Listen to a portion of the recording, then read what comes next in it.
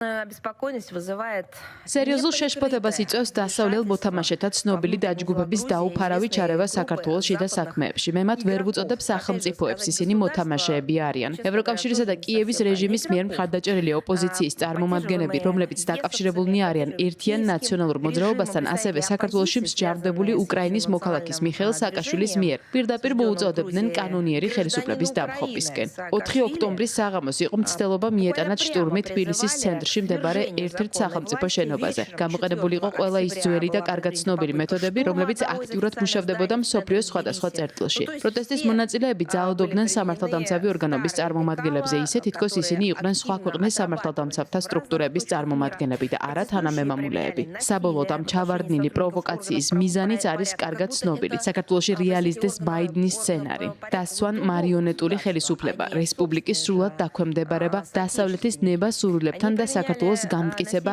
ანტირუსულ პოზიციებზე. ყველაფერი არის იმისთვის, რომ საქართველო გამოიყენონ რუსეთის წინააღმდეგ ახალ ავანტიურაში და რუსეთის სამხრეთ საზღვრებზე დესტაბილიზაციის მოწყობაში. ქართველი ერის ინტერესები იგნორირებულია მათ მიერ, ვინც დგას ამ ფერადი რევოლუციების, მაინისა თუ გადატრიალების მცდელობების მიღმა. ვადასტურებთ, რომ ჩვენ მივისწრაფით სამხრეთ კავკასიის ყველა ქვეყანასთან მშვიდობიანი, თანასწორუფლებიანი და ურთიერთსასარგებლო ურთიერთობებისთვის.